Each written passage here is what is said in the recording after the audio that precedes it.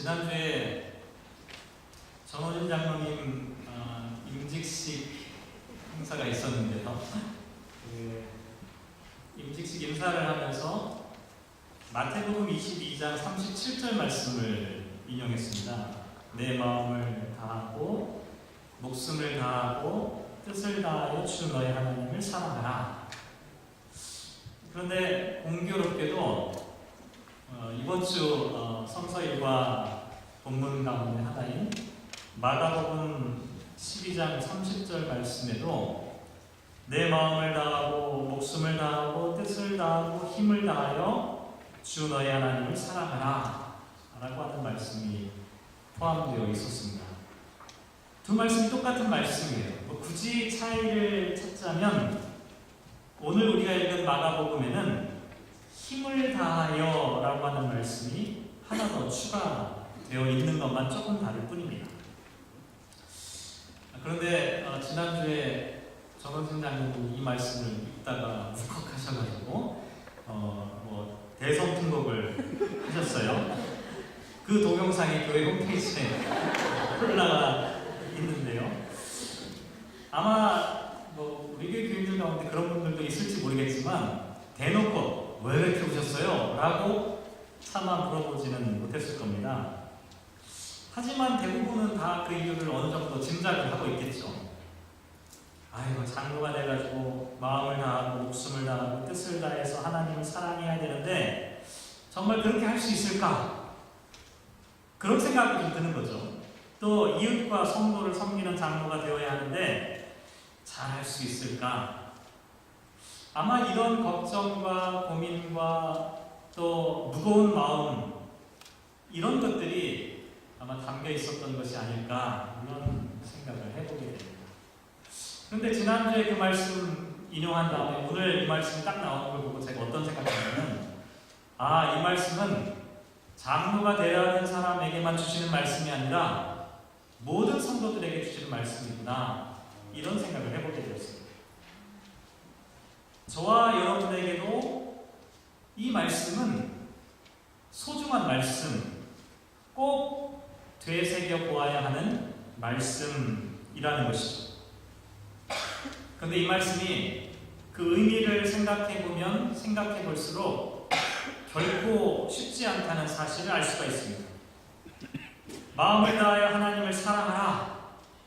여기 나와 있는 이 마음이라고 하는 단어는 카르디아라고 하는 헬라어로 되어 있는데요.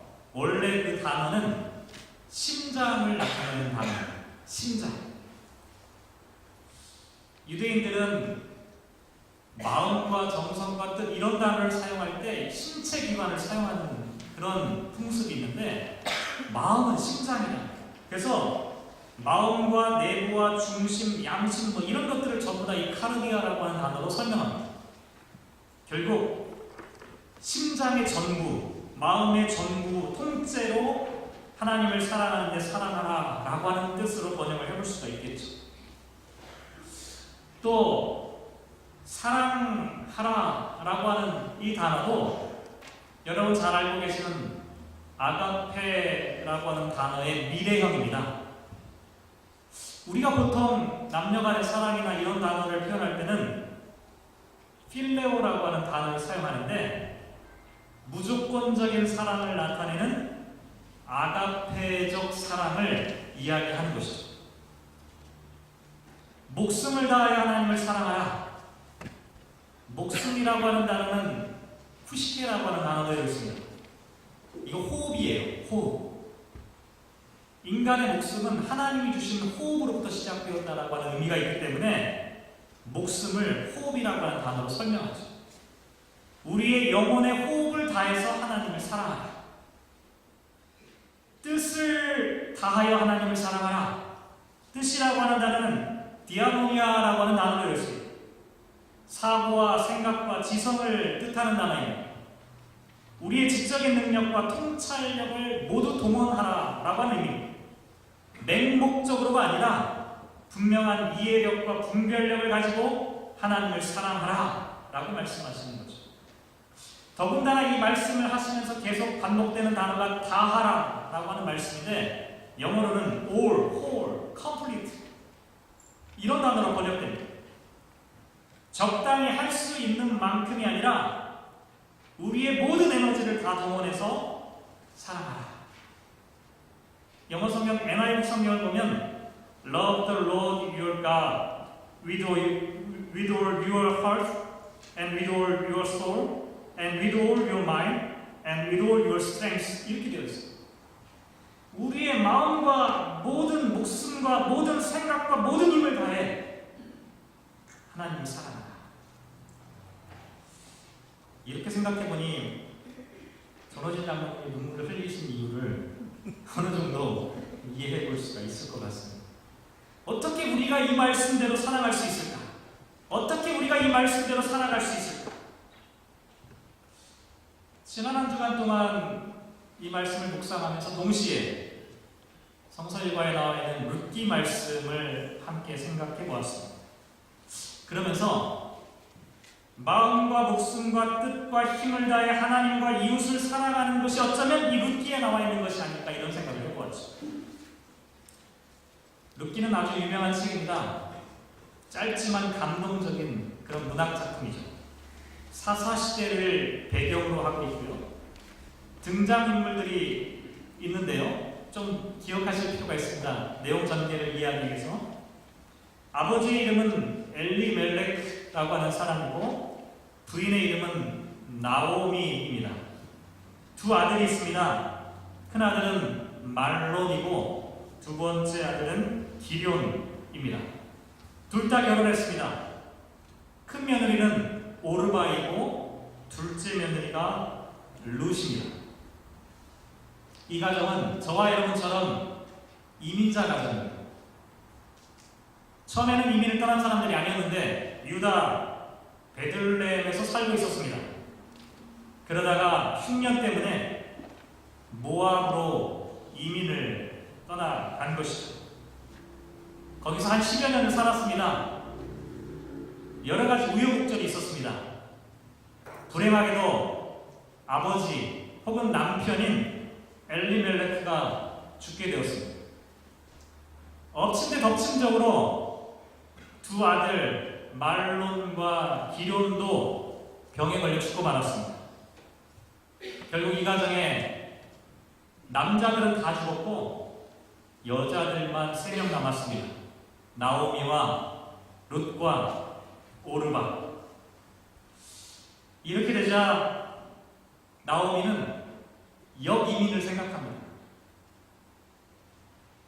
그 이야기가 6절 말씀에 기록되어 있는데 그 여인이 모압 지방에서 여호와께서 자기 백성을 돌보시사 그들에게 양식을 주셨다함을 들었다는 말씀이 기록되어 있습니다.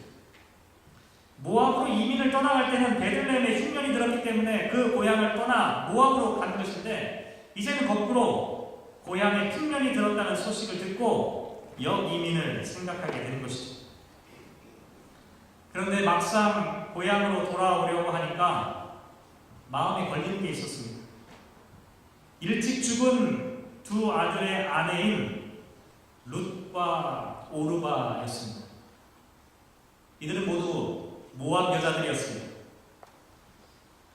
시어머니의 마음속에 두 며느리를 함께 데리고 가야 할지 고민하게 되는 것이죠. 왜냐하면 나오미와 함께 가게 되면 이들은 낯선 외국으로 이민을 가는 것과 똑같기 때문에 그렇습니다. 더군다나 나오미에게는 땅도 없고 재산도 없고 심지어는 생계를 유지할 수 있는, 살아갈 수 있는 특별한 방법조차 없는 상황이었습니다. 그러니 두 며느리를 데리고 갈 처지가 아니었던 것이죠. 결국 시어머니는 며느리를 향해 이렇게 얘기하죠. 8절에 나오미가 두 며느리에게 이르되 너희는 각기 너희 어머니의 집으로 돌아가라. 성경을 자세히 읽어보면 나오미가 두 며느리를 데리고 갈 수 없었던 또 다른 이유가 기록되어 있습니다. 그게 룻기 1장 11절에 기록되어 있는데요.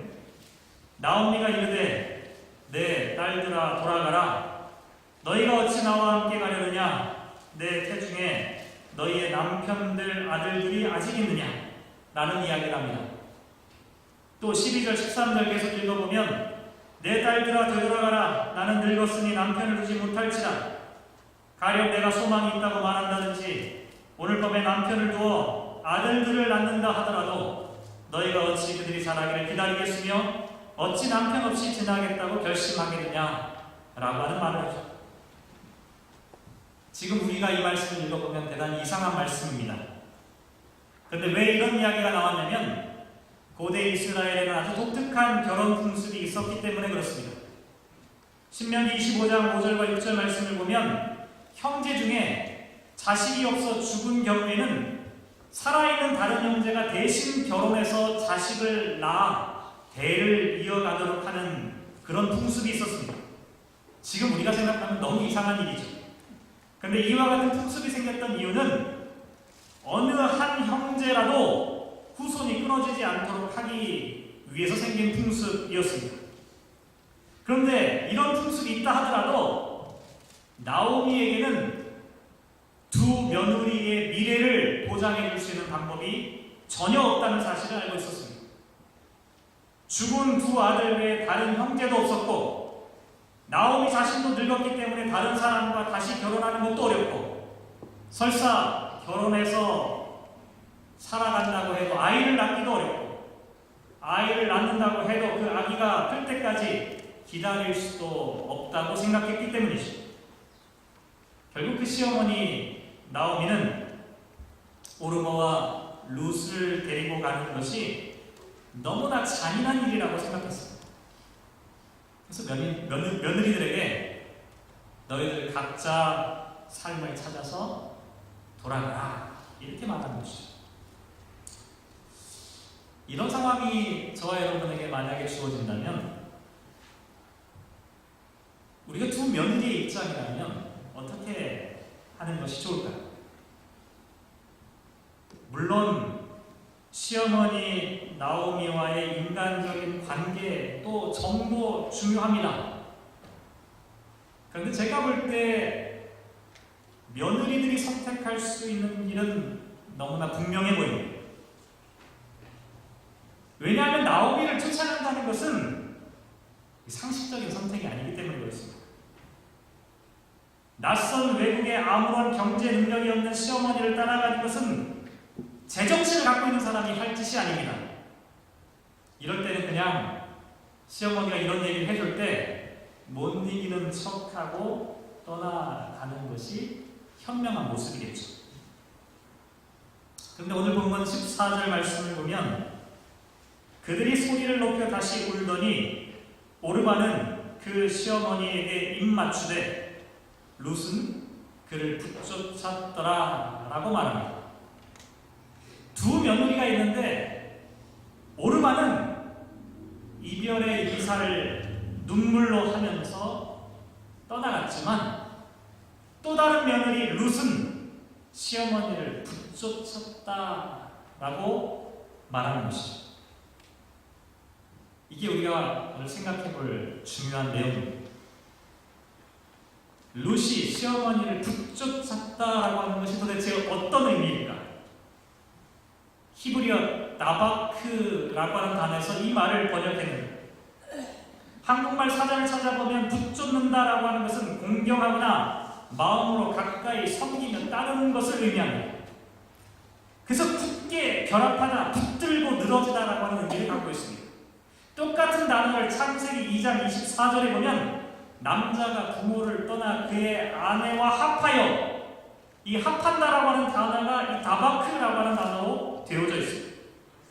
시편 63편 8절에 나의 영혼이 주를 가까이 따르니 이때 가까이 따른다고 하는 이 단어가 바로 붙쫓았다라고 하는 단어로 되어 있습니다. 룻이 나오미를 붙쫓았다는 것은 단순하게 모압에서 베들레헴까지 가는 길에 그냥 동행했다라고 하는 정도의 이야기가 아닙니다. 나오미를 진심으로 섬기고 사랑하는 마음으로 가까이에서 따르는 인격적인 따름과 순종이 그 안에 포함되어 있다는 것입니다. 그런데 조금 전에도 말씀드린 것처럼 이런 시어머니를 따라가는 것은 미련한 짓입니다. 이방 여인이었던 룻이 자기 고향으로 돌아가 재혼해서 남은 여생을 편안하게 보내는 것이 상식적입니다. 그런데 어떤 이유로 룻은 나오미를 따라가겠다, 붙잡겠다라고 말할 수 있었냐는 것이죠. 똑같은 처지에 있던 다른 며느리 오르바는 헤어짐을 슬퍼하며 울기는 했어요. 하지만 따라가지는, 붙잡지는 못했습니다. 어떤 이유 때문일까? 혹시 이렇게 생각해 볼 수도 있습니다. 며느리 둘이 있는데 오르바가 먼저 고향으로 간다고 해버리니까 기회를 놓쳐버린 룻이 어쩔 수 없이 자기라도 시어머니를 따라야 하지 않겠느냐 이렇게 생각했을 수도 있겠죠. 그런데 저는 그렇게 생각하지 않습니다. 왜냐하면 오늘 본문에 나와 있는 이야기를 보면 룻이 어쩔 수 없이 소극적으로 주어진 환경 때문에 이렇게 선택을 하는 것이 아니라 적극적으로 따라가는, 적극적으로 어머니를 붙잡고 있기 때문에 그렇습니다. 영어 성경 찾아보니까 붙잡는다라고 하는 이 단어를 클링이라고 하는 단어로 번역을 했습니다.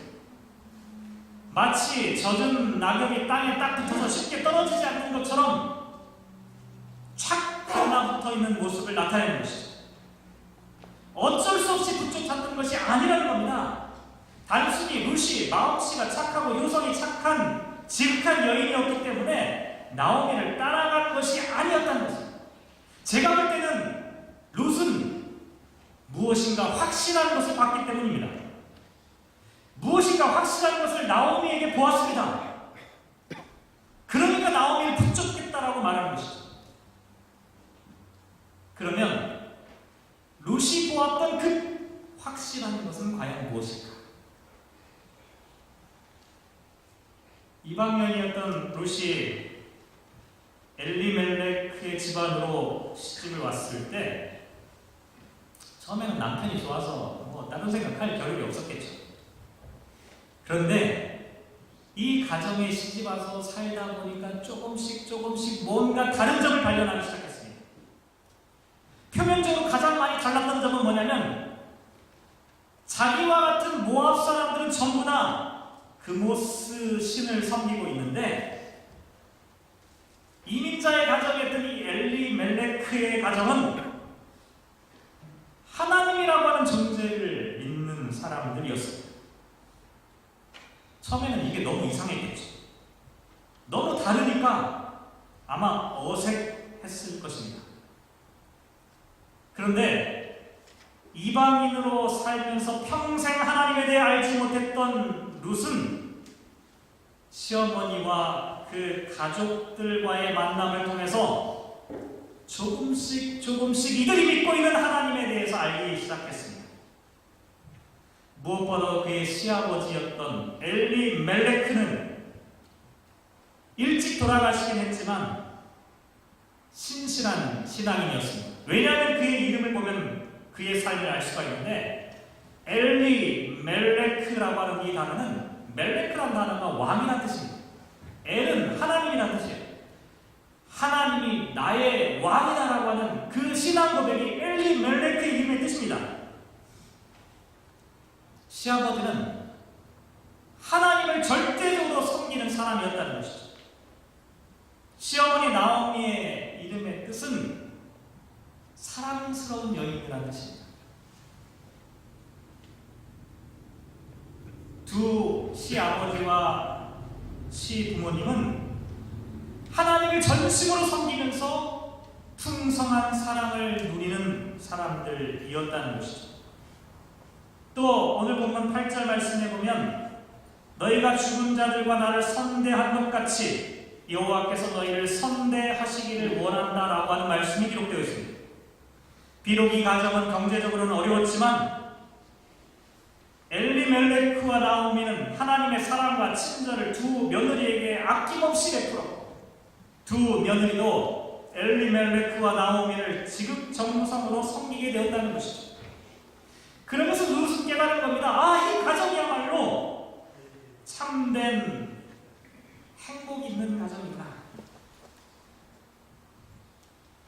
또 룻이 봤을 때 이 가정의 사람들은 특별한 면이 있었습니다. 조금 전에 말씀드린 대로 남편과 시아버지가 먼저 돌아가셨습니다. 가문이 완전히 몰락해버린 것이죠. 사람들이 이렇게 어렵고 힘든 상황이 되면 어떻게 됩니까?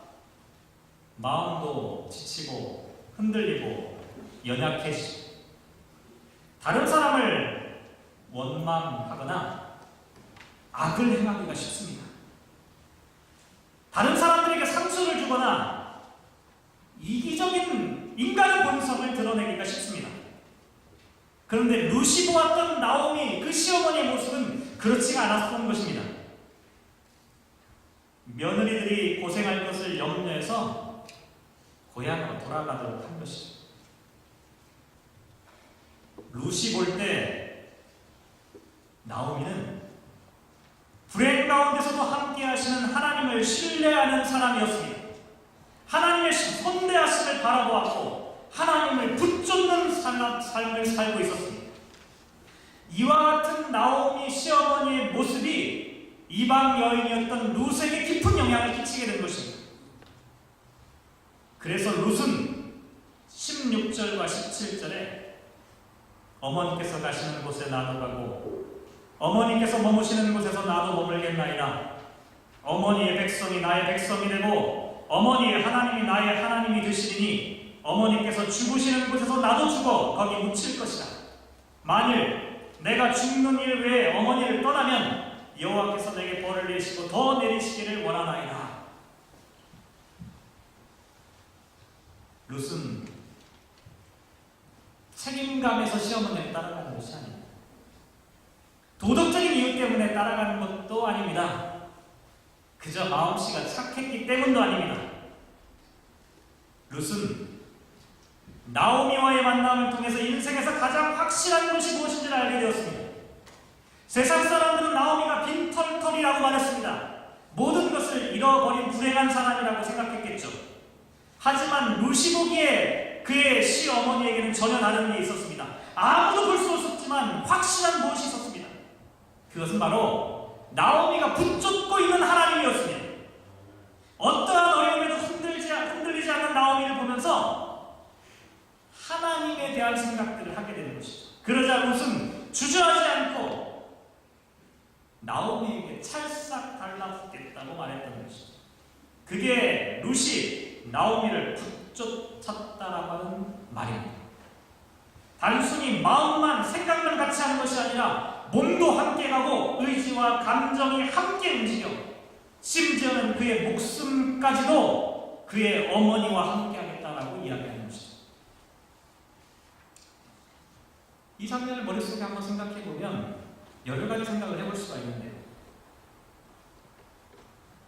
룻이 나오미를 만나서 쫓아가는 것도 참 중요하지만 동시에 나오미에게서 하나님을 발견할 수 있었던 룻이라고 하는 이 여인도 참 대단하다. 저와 여러분 살아가면서 어떤 사람을 만나느냐 참 중요합니다. 동시에 우리 자신이 어떤 사람이냐도 대단히 중요합니다. 어떤 사람, 어떤 친구, 어떤 선생님, 어떤 교회, 어떤 이웃을 만나느냐에 따라서 그 사람의 일생이 전혀 새로운 모습으로 바뀔 수가 있습니다. 동시에 내가 어떤 사람이냐에 따라 나를 만나는 사람이 하나님을 볼 수 있는 기회가 된다는 것이죠. 그러니 나오미는 하나님을 붙잡고 룻은 그런 나오미를 붙잡았던 이야기가 룻기에 기록되어 있는 것입니다. 사람들은 저마다 무엇인가를 붙쫓아가며 살고 있죠. 무엇인가에 마음이 찰싹 달라붙어 있습니다. 우스갯소리로 중년 이후의 남자들은 아내에게 찰싹 달라붙어 있어야 한다고 이야기를 하는데 어떤 사람들은 돈에 찰싹 달라붙어 있습니다. 어떤 사람은 성공에 찰싹 달라붙어 있습니다. 저와 여러분은 무엇을 붙잡고 있습니까? 그리스도인들은 무엇을 붙쫓아가는 사람들입니까? 예전에 한번 들려드렸던 이야기인데요. 내가 어린아이였을 때 우리 가족은 애완견을 키웠다. 가족은 들판에서 개와 뛰어노는 것을 좋아했기에 개털에서 진드기를 찾아내는 것은 우리의 일상이었다. 진드기는 거의 보이지 않을 정도로 작은 것도 있지만 파리만한 것도 있는데 참으로 넌더리가 나는 것들이다. 백과사전을 보면 그들의 삶을 다음과 같이 표현한다. 무언가를 붙잡을 수 있는 그들의 앞발은 기생하는 동물이나 식물에 올라타기 쉽게 한다. 그들은 숙주의 몸에서 안전한 장소를 재빨리 찾아내어 잇부분을 살 속에 넣고 빨아먹기 시작한다. 그리고 배가 부르면 숙주를 떠난다. 정말 엄청나지 않은가? 자신들이 살아갈 만큼만 기생하다가 필요가 채워지면 떠나서 새로 시작하는 것이다. 많은 사람이 이런 식으로 하나님과 관계를 맺고 산다. 주일 아침엔 교회에 가서 다음 주일까지 살아갈 만큼만 하나님께 생명을 얻은 다음 남은 6일 동안은 하나님을 떠나 산다.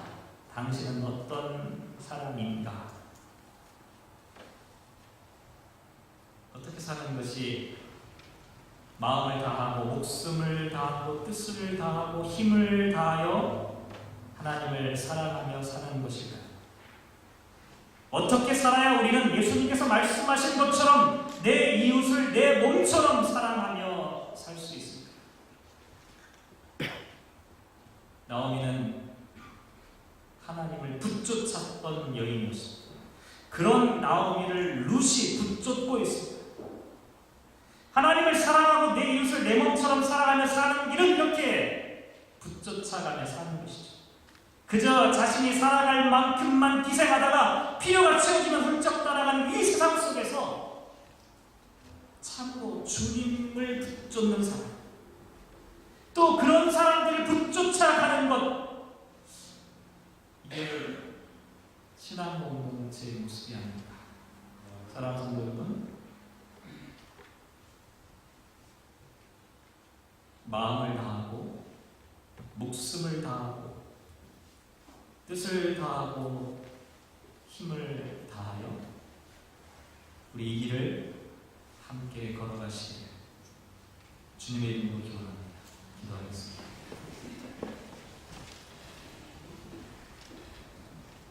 하나님, 우리는 모두 달랑달랑 끄트머리에서 겨우겨우 신앙생활을 하며 살아갑니다. 기도를 해도 달랑달랑, 찬양을 해도 달랑달랑, 예배를 드려도 멀찍이에서 겨우겨우, 한쪽 발은 교회에 감겨 있지만 다른 한쪽 발은 언제든지 세상을 향해 달려갈 준비를 하며 살고 있습니다. 배가 고프면 한껏 매달리다가도 배가 부르면 손을 놓아버릴 때가 많습니다. 마음과 목숨과 뜻과 힘을 다하여 하나님을 사랑하라는 말씀은 우리에게 너무나 멀리 있는 말씀입니다. 하나님, 우리 주변에는 나오미를 찾기가 어렵습니다. 그래서 하나님께 기도드립니다. 하나님, 우리가 먼저 나오미 같은 사람이 되게 하여 주시옵소서. 우리가 먼저 하나님께 착 달라붙은 사람이 되게 하여 주셔서 나를 바라보는 또 다른 룻에게 하나님을 보여줄 수 있게 하여 주시옵소서. 나오미와 룻의 이야기가 오늘 우리들의 신앙 공동체 가운데도 실현되게 하여 주시옵소서. 함께 하시기를 소망하며 예수님의 이름으로 기도합니다. 아멘.